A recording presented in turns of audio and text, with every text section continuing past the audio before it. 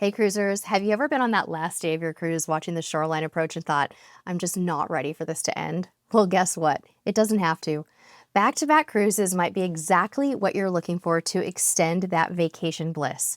But wait, what if you could enjoy double the ports, double the fun, and only unpack once? Sounds pretty amazing, right? Before you dive into booking your first B2B, that's cruise lingo for back-to-back, you might be wondering, will I have to get off the ship completely? Can I keep my same cabin? Are there any special discounts? These are all great questions, and I'm going to answer them all for you today. So what exactly is a back-to-back cruise? A back-to-back cruise is simply taking 2 or more consecutive cruises on the same ship, one right after the other. Instead of saying goodbye when everybody else disembarks, you get to stay on board for another sailing. It's like having an extended vacation without the hassle of additional flights, transfers, or that dreaded packing and unpacking routine. Many experienced cruisers love B2Bs because they offer the perfect balance of sea days and port days. You can maximize your vacation time while only paying for one round-trip flight, and that is a huge money saver, especially for international destinations like Europe or Asia. So how do you book back-to-back cruises? Booking back-to-back cruises is pretty straightforward, but there's a couple of important things to keep in mind. Number one, you can call the cruise line directly or use a travel agent. While you can book online, it's best to speak to somebody who can ensure that your cruises are properly linked in the system. This is super important for a smooth transition between sailings, and your travel agent and the cruise line, they know how to do this for you.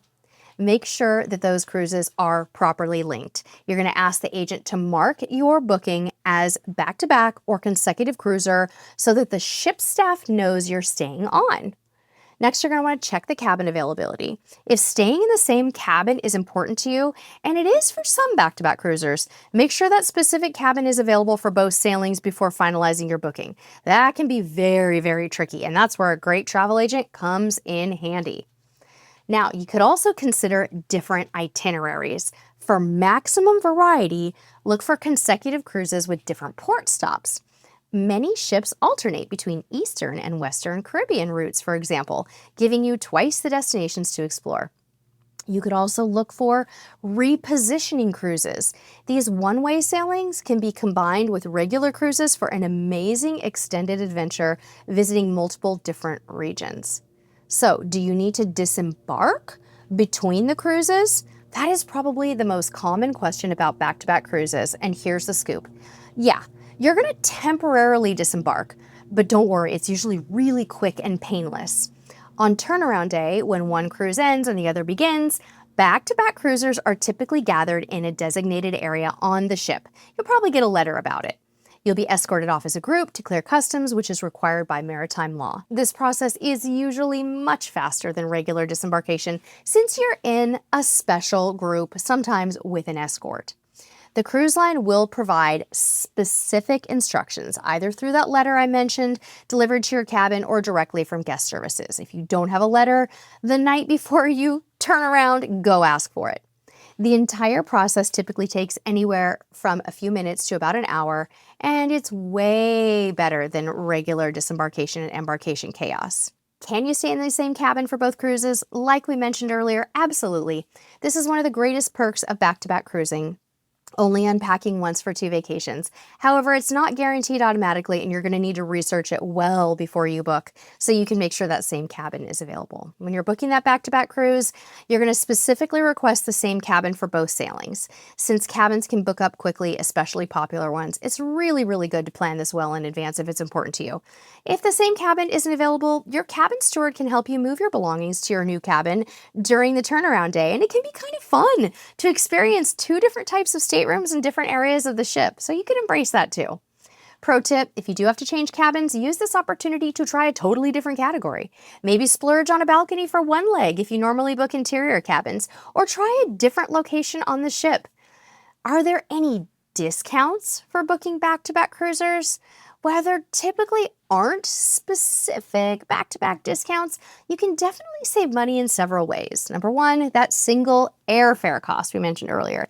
You're only paying for one round-trip flight instead of 2 separate vacations. Next up, combined cruise packages. Some cruise lines, like Holland America, offer the coolest things. Holland America has this thing called collector's voyages. They combine consecutive cruises at better rates than booking them individually. Holland America's program is genius because they carefully select the itineraries to avoid duplicate port visits. We wish every cruise line would do this. Loyalty points. This is another perk. You're going to earn points in the cruise line's loyalty program for both sailings, potentially moving you up to the next tier a little bit faster with better perks. It's not a discount, but it's a perk. You're also going to have savings on pre- and post-cruise expenses. No need for hotel stays or transportation in between cruises because you're staying on the ship. You might also get some onboard credits. Some cruise lines might offer a special perk like a free drink or photo or a little onboard credit for back-to-back cruisers. The biggest value, though, is often in the flight savings, especially for international cruises where the airfare can be a significant expense. So how does luggage handling work between cruises? This is where being a back-to-back cruiser comes with some special privileges. If you're staying in the same stateroom, you don't have to do anything. Your luggage stays right where it is, no packing, no hassle. It's just super convenient. If you need to switch cabins, do not worry about lugging your suitcases around. Your cabin steward will typically offer to move your belongings for you during the turnaround day. Ask them when in doubt, though, just in case. Let them know early in the cruise that you're staying on and you're going to need help with that on turnaround day. Yeah, give them a little extra tip for their service if you can too. It's absolutely worth it. They will totally appreciate it. Give them 10 or 20 bucks. They're probably going to be really stoked. Now, one smart back-to-back cruiser tip. If you're changing cabins, do pack a small day bag with essentials that you'll need during the transition, kind of like you did for embarkation day. Do you need to go through security screening again between cruises? Yeah, typically for legal and safety reasons, you're going to need to buzz through security again, but the process is much simpler than your initial embarkation, and sometimes they even do it on the ship. It really varies by port and cruise line. Now, back-to-back cruisers are typically given priority treatment during this process. So you're going to be escorted off the ship as a group to clear customs, then escorted back on before the new passengers start boarding. This means you avoid all those long embarkation day lines. Yay. Some cruise lines might even allow you to stay on the ship while customs officials come aboard to clear you. But this varies, like I mentioned. It could happen in a theater or a little ballroom or something. You never know, but either way, the process is designed to be super quick and painless for back-to-back cruisers. Are you going to get a new cruise card or key for the second cruise? Yep. You're going to have a new cruise card or key for each sailing, and this is super important because every voyage is considered a separate cruise, even though you're on the same ship. Many cruise lines will deliver your new card to your cabin on the last night of your first cruise, making the transition really smooth. Others might ask you to stop by guest services to pick up your new card. Either way, it's simple and easy, and when in doubt, always just ask guest services. You're going to want to remember to keep both cards with you during the transition day, though, as you might need your old card when you're leaving the ship and your new one when you're returning. Once your new card is activated, you can toss out the old one or keep it as a souvenir. Can you use the onboard credit from the first cruise on the second cruise? This is important to know. Onboard credits almost never transfer between cruises. You're going to need to burn through that money before the second one. Each sailing is treated as a separate vacation with its own billing and accounting system. Any unused onboard credit from your first cruise isn't going to roll over to your second cruise. So you got to go to the spa, go shopping, do what you got to do, spend that money before the first cruise ends. The same goes for your onboard account. It'll be settled at the end of your first cruise, and a new account will be opened for your second cruise. You're going to need to provide a credit card again for the new sailing, but you're probably just going to do that during the online check-in process anyway. What happens with internet packages and drink packages between cruises? Just like with onboard credits, internet and beverage packages do not automatically transfer between the cruises. You're going to need to purchase a new package for your second sailing. Some cruise lines may offer special rates or discounts for consecutive cruisers repurchasing these packages, but don't count on it. Be prepared to sign up again at the beginning of your second cruise or do it online beforehand. The good news is you're already going to know the ropes on how to purchase this stuff, and you can decide if it's worth it from your first cruise experience to the second. So, are back-to-back cruises worth it? If you're wondering whether back-to-back cruises are worth it, here is my take. Absolutely yes. For cruise lovers, it's one of the best ways to maximize your vacation time and value.